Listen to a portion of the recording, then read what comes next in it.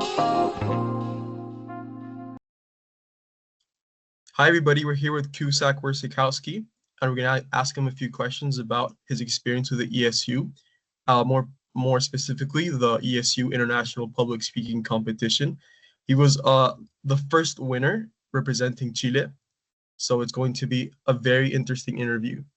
To start off, can you tell us about your experience with the ESU, what you did in preparation for the PSC competition? Absolutely. So, first, very nice to meet you, and really appreciate the chance to tell everybody a bit of my experience. This was almost 20 years ago. I think it was in May 2005 that I ended up taking that trip to London. But looking back, in all honesty, it all started pretty improvised for me. So it was like this very crazy adventure that unfolded very quickly for me. The topic that we were provided that year was differences and diversity. And I was just a teenager. In all honesty, I didn't take it crazy seriously at the time. I didn't have a huge period of preparation for it. And it didn't become real, I would say, up until my English teacher. So I was part of A1 Superior IB program in Santiago College. And my English teacher, I believe, Kath Franklin, she asked me if I would want to represent the school in this competition. I really had no context. I didn't know how big. I didn't know what it entailed if you won. I didn't really look into it much. And at some point, I took so long on providing my title for the actual speech. And the ESU kept on reaching out and said that they would disqualify me if we didn't provide a title. And so she just sent in a title that was A Rainbow World. And me, with all my prejudices at the time, I was like, no, how can I give a speech that's titled A Rainbow World? It's so cliche. No, and she asked me, like, then what do we do? I said, just write back to them and tell them that my speech is untitled. And then they said, you can't have an untitled speech. We're going to disqualify you. And we said, no, the title of the speech is untitled. So as I said, it was improvised, but it all ended up falling into place because I built on that untitled title, which to me fit in very well with the theme of the speeches that year, which was differences and diversity. And so I built Untitled based on not judging a book by its cover. And like you introduced me, for example, we have Kusac Wersikowsky here. What I made very clear in my speech as well is that, Kusac Wersikowsky can lead to many assumptions. My full name is Kusac Wersikowsky Negrete. And at the time, I was going through a very rough economical patch with my family. I actually come from low to medium socioeconomic background from my family. And at the time, we weren't even able to pay my last 2 years of schooling. And so it was a very stressful situation. Without getting into that, this whole speech started evolving into a lot more than, just a speech for a competition. It ended up being like this whole big self-reflection tied to a very, very specific moment in my life. So, from the very beginning, like I said, it just turned out to be this very crazy adventure that was unfolding very quickly. Then you're put in this situation that at the time it wasn't common for high school students to generally ever be in, at least in Chile, which is you get put into a university auditorium where there's people from press, there's people from embassies, there's people from all these different, I would say, institutions that you've never heard of before, and you're just put on the stage. There was no podium. You're just standing there, put in the middle of the stage, and asked to give a 5-minute speech. I'll say that to this day, I'm still pretty nervous in public speaking instances. The same questions still go through my head. Did I prepare enough? What if I go blank, right? And just, am I using too many filler words? Am I saying too much, etc.? All those things will go through my head when I do have public speaking instances. But it definitely led toward working on it and becoming a lot better on it. Another really crazy thing that happened during the competition, it was at Universidad de los Andes, were the questions that came right after the speeches. Many of the questions are very complex and convoluted, but I remember I got asked one by Amaro Gomez Pablos, who was a reporter and newscaster at the time, and all he asked is why I had decided to wear a black suit that day. And it was just the craziest question that could have ever come from anyone in such an instance. So I sort of froze for a second, tried to stall, basically trying to add a bit of more humor. Well, it was the best suit I had in my closet, to be honest. But then I linked it back to everything.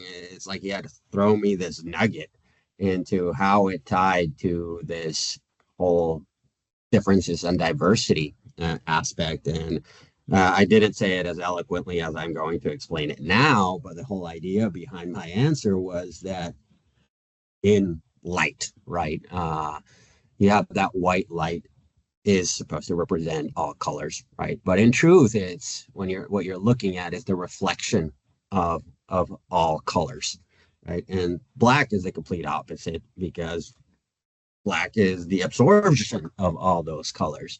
And so what I tried to explain then was that, yeah, with this suit, in part, I believe I'm trying to invite everyone to look a bit further than the eye can see, and just not judge me based on anything from the moment I stepped on the stage. So lots of unexpected things, right? And then winning, it never crossed my mind during the actual competition. When your name gets called out, you're like, holy crap, this is all folding out now. And what's going to happen now? What's happening? And yeah, called my mom. She wasn't able to make it, and told her, hey, remember that competition I told you about? I won. And I'm sure the rest of it we'll get a bit more into with the rest of the questions. But I would say that my experience to start off with the ESU was amazing. It was a very welcome adventure.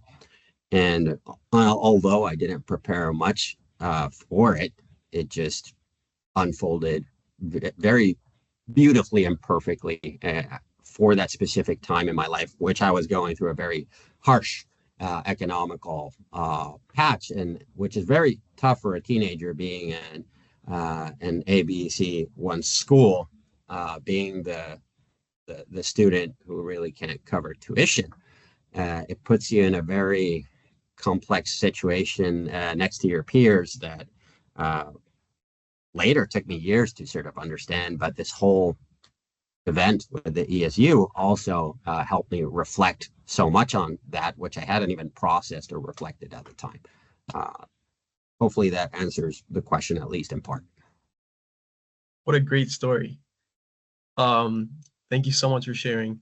On to the second question. Could you tell us a little bit about the selection process at your school, how you were selected to be a representative at your school?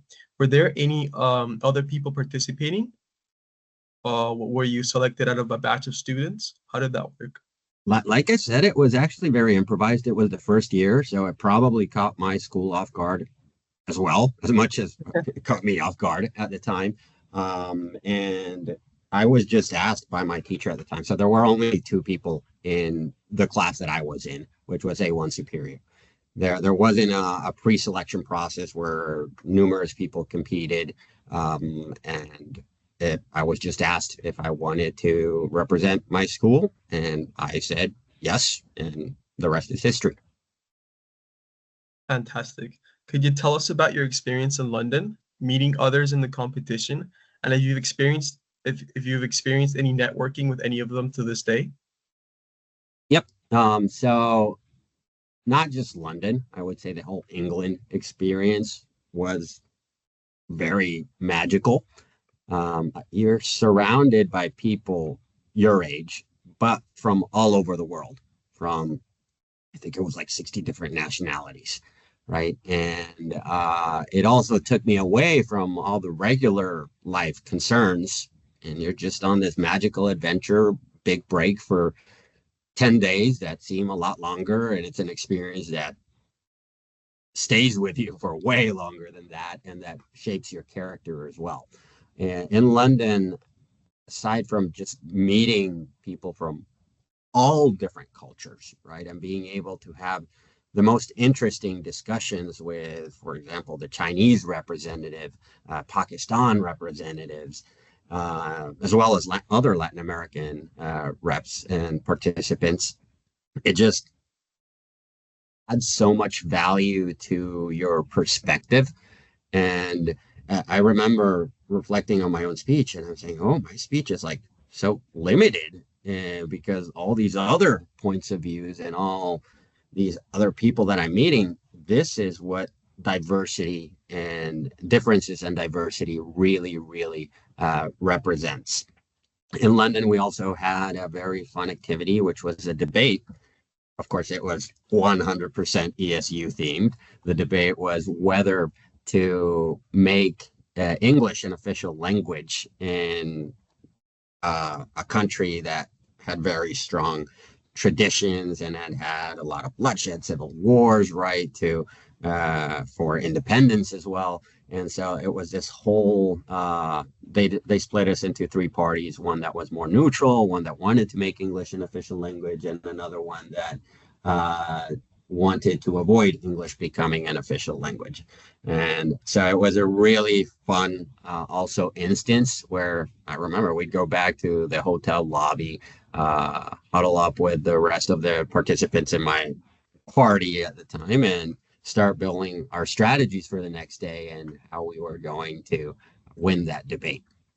Then we actually got split up after London, after the competition and the prizes. We got split up and we got sent to different towns. So we were hosted. So in London, it was at a hotel.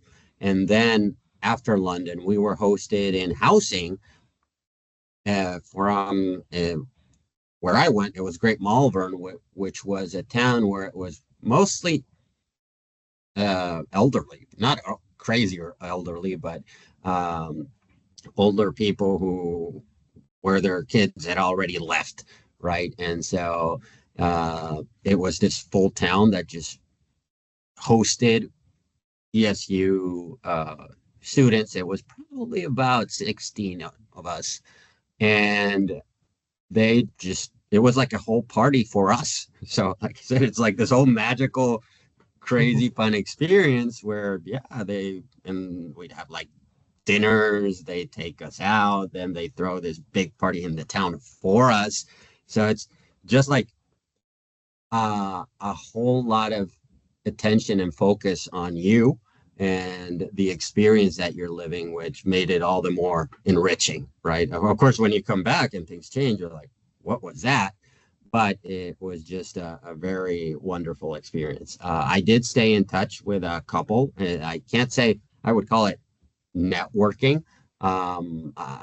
Many of the people took very different paths in their lives. And I think that's one of the wonderful things about the competition is that it's at least how it was framed back then. I haven't followed up to see how it's framed today, but how it was framed back then, yeah, there's people that are now big public speakers and public figures in their nation, for example. Or you have other people that started science tech development products. and you have other people that are designers for fashion. So it's like completely different walks and paths that everyone took. And I think that's one of the beautiful things, reflecting back 20 years from when it actually happened and still being able to see those people in Facebook or in Instagram. Not that I have very deep relationships with them, but it definitely adds a ton of perspective into my life up till this day. Great. On to our last question. Living in a Spanish-speaking country, why was speaking in English so important to you personally and to your country? So I'd have to say that my answer is pretty much or very similar for both scenarios. English to me is a tool that opens up possibilities, allowing you to communicate with other people from which with a much broader group of people, right? If you don't speak a different language, or if you don't travel abroad and try to communicate in some way with other people, then you are gonna have a lot of paradigms and a lot of a very specific structure in your mind and your beliefs that comes from culture, family, religion, socioeconomic status, etc. And so English does open up a much wider door to be able to grow as a person and understand that there's just so much beyond ourselves, our country, our beliefs, our paradigms, our prejudices. There's just so much beyond that. In a way, I would say like English is similar to the internet. You can't control and keep people from communicating with each other, and English is an avenue that allows you to do that.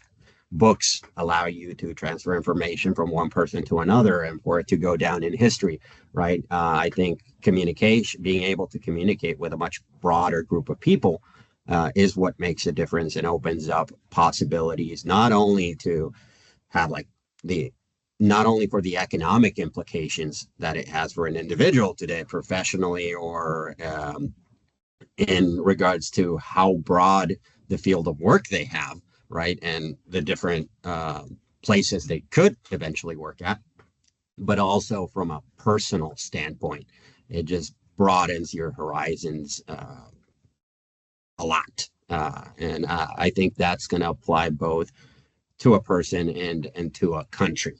Of course, there's always going to be the whole English side of things in countries that are not first world, right? On how English is conveyed or seen as something that's related to a higher socioeconomic status. But my take is that that is a transition. That's not going to be always. It's the same with books. It's the same with writing. It's the same with reading, right? The more and more that communication becomes universal, the better it will be for everyone just in the world. So, yeah, that's my general take on it. Kusac, thank you so much. It's been wonderful speaking to you, listening to your stories. Thank you very much. We'll be hearing from you. Absolutely. And I'm looking forward to hearing about other people's experiences as well with the ESU and where the ESU is today. Thank you so much. All right. Thank you, Gaston. And you have a great day. You too. Bye-bye.